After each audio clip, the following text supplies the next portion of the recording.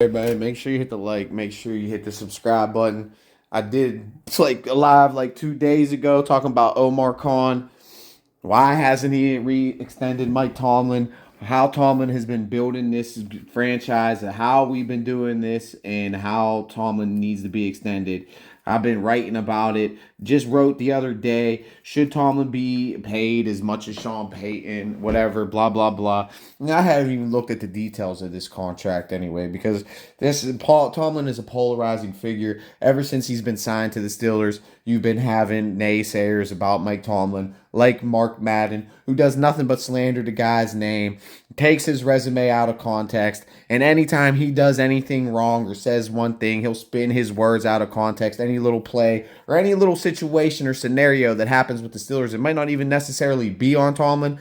You better believe Mark Madden and some people in the media are going to try to spin it that way. Terry Bradshaw went out there and said this guy's only a cheerleader, but he helped build Tony Dungy's Super Bowl defense in Tampa Bay. So Mike Tomlin has done it 17 years in a row as head coach for the Pittsburgh Steelers. This is really a no-brainer. He's 20 wins away from catching Chuck Noll. Chuck Noll coached 23 seasons. Tomlin has coached 17 seasons. So Chuck Noll got 5 years on Mike Tomlin. Mike Tomlin is currently tied at 13th all-time with Jeff Fisher in NFL wins. He's 3 or 4 wins away from being a top 10 coach all-time in history in wins. 20 wins away from catching Chuck Noll from being the winningest coach in the greatest organization in NFL's history, franchise history. So to not extend Mike Tomlin, I think, would be insane. It would be a travesty. I think he earned his extension. And it's a smart move. It's the tradition that the Steelers do when their coaches have 1 year left on their contract, is they give him an extension, and he got his due diligence. He's got his extension. The Steelers have had the second best resume the last decade in the NFL, win-loss percentage wise. Mike Tomlin is a great coach. Say what you want. Resume, he's right up there with the Andy Reids. Yeah, I'd say he's better than Sean Payton, or I'd say he's better than Sean McVay, just as good as Sean McVay. Kyle Shanahan's never won a Super Bowl, so miss me with that bullshit.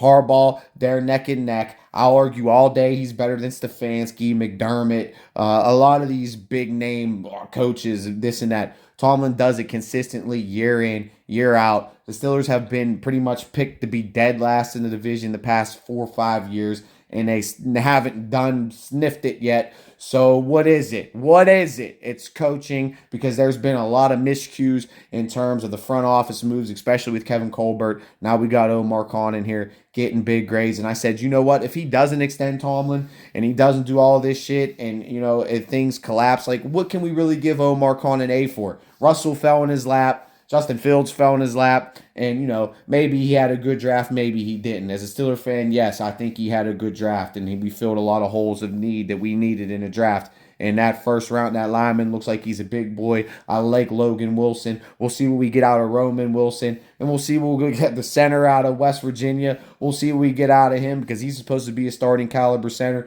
So if we could get that day one, A1 out of him and the first round pick, that would be absolutely amazing. So Omar Khan's doing big things. The Steelers got a quarterback. The Steelers got a running game. The Steelers got a defense. The Steelers went out there and got themselves a good caliber punter, because that was another big issue. They went out there and got themselves Cordell Patterson, which was another big issue in the return game, and he's a return man specialist. I think he has like 11, 9, 10, 11, whatever, 12 touchdown returns in his career. They just changed the rules on kickoff returns, so it's be good for him. So this team is trending up. And like I said, the other night in my live, it was at 7.5. Now it's at 8.5. Vegas is going to keep moving the line. Hell, there might be some new naysayers and they're not naysayers. There might be some new believers after this extension, and they might start throwing money down on that 8.5. And like I said, because that's easy motherfucking money, and Vegas is going to have to move the line once again.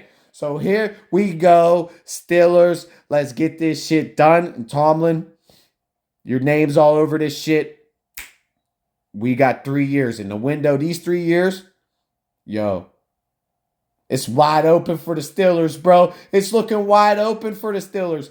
So, hey, Mark Madden, all the naysayers, all the Tomlin haters, All the people that say bash his name, say he doesn't deserve to be a Hall of Famer, doesn't deserve to get any credit. Now with this extension, and I've been pushing this shit for years now that he's going to pass Chuck Noll. All I got to say is Mike Tomlin is now the winningest coach in Pittsburgh Steelers history.